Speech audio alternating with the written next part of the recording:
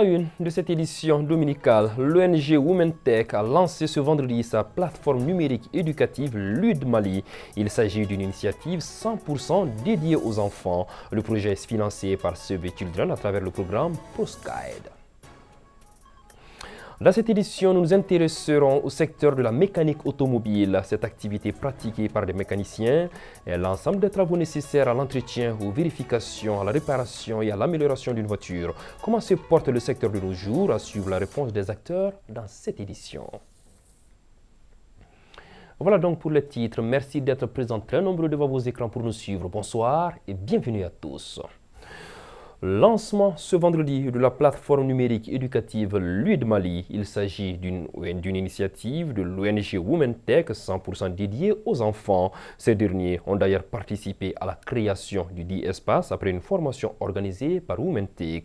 Le projet, pour précision, est un financement de Save the Children à travers son programme PostGuide. Aminata Amadoula était au lancement pour ORTM2.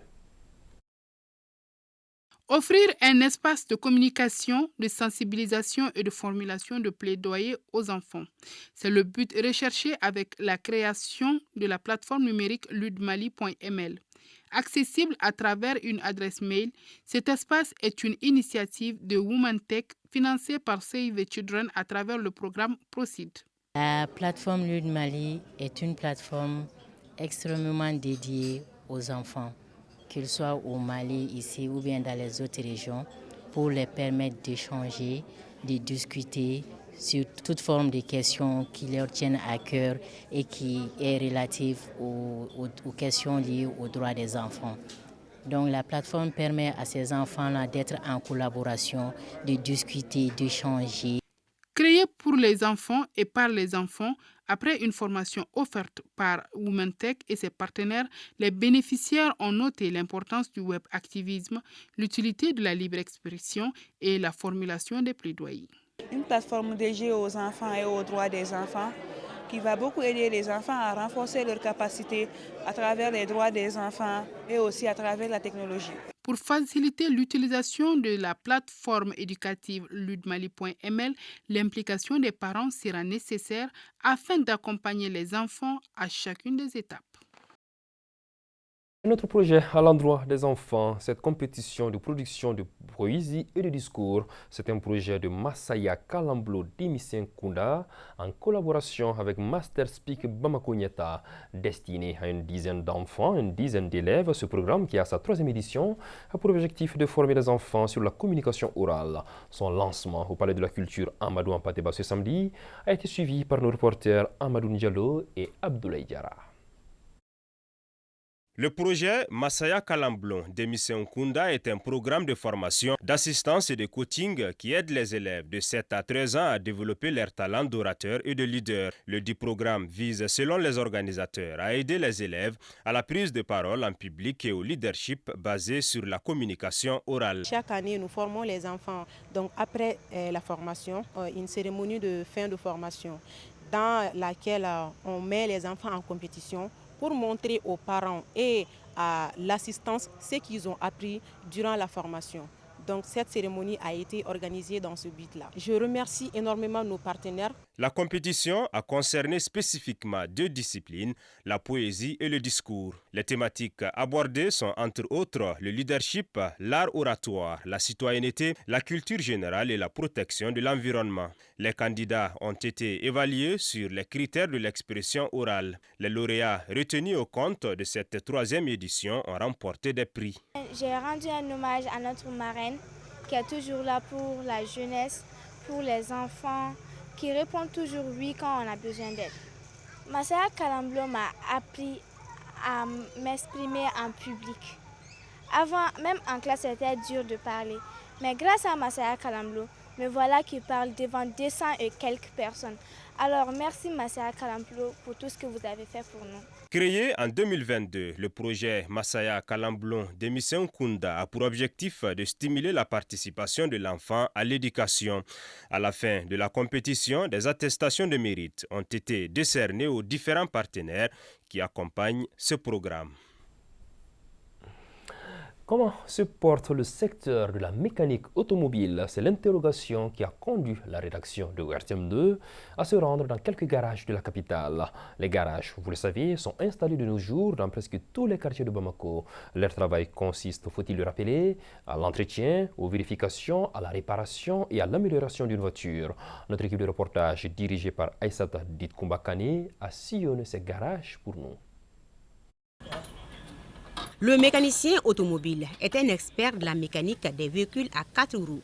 Il assure l'entretien, la maintenance ou même la prévention des pannes sur des véhicules. Djouma Doumbia et Bourey Makouma sont tous dans le domaine depuis une dizaine d'années. Il affirme qu'avec l'avènement des nouvelles marques, le secteur connaît des difficultés. Notre secteur, tout le monde sait que maintenant le moment est très dur. Souvent, on peut avoir un véhicule à 5 à 6 à jusqu'à 10 véhicules par jour. On est très bien avec le client parce que nous on travaille avec le principe. Quand vous amenez le véhicule, on fait le proforma. Si vous avez proforma approuvé, c'est là qu'on travaille. Nous on travaille avec le principe. J'ai commencé le travail le 1er juin 1995. Pratiquement on a 1000 problèmes. Premièrement d'abord, ça c'est le problème des matériels d'abord. En même temps des formations qu'on doit exécuter sur nos différentes séries. On suggère à nos partenaires, surtout à nos partenaires qui font des formations, de nous proposer toujours des formations afin d'améliorer nos connaissances. Si ces deux spécialistes déplorent le manque de certains équipements modernes et surtout des formations qui rendent difficile leur quotidien, ce n'est pas le cas de cet autre mécanicien. On a des machines de scan, on fait les programmations, on a des élévateurs, on a tout ce qui est au niveau de technologie pour tester les voitures, des appareils de diagnostic, des appareils de pression, tout ce qu'il faut pour les voitures. On peut remercier Dieu. En cas de panne, dysfonctionnement ou anomalie du véhicule, ce sont ces experts qui doivent établir un diagnostic et proposer des mesures correctives efficaces et durables.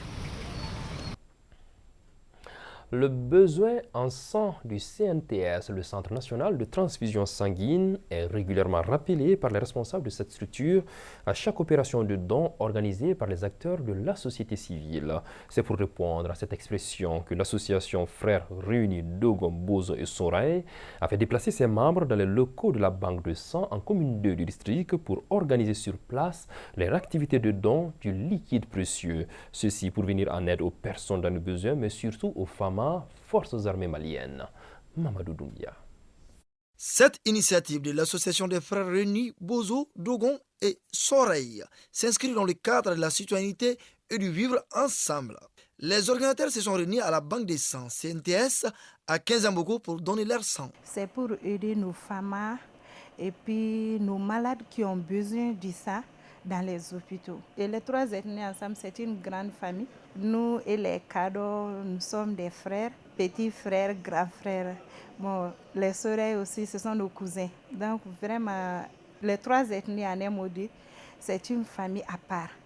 Et chaque année, nous élaborons un programme que nous exécutons au cours de l'année. Donc cette année, il y a le don de sang qui fait partie de ces activités que nous sommes en train de réaliser ce matin. Au-delà du cuisinage et la plaisanterie, les organisateurs veulent montrer leur union à travers ces dons de sang. Tous les Sinangou du Mali, le Mali a vraiment besoin de tout le monde. Comme nous, les Dogons, les Bozo et les Soré, il ne peut jamais avoir de guerre entre nous.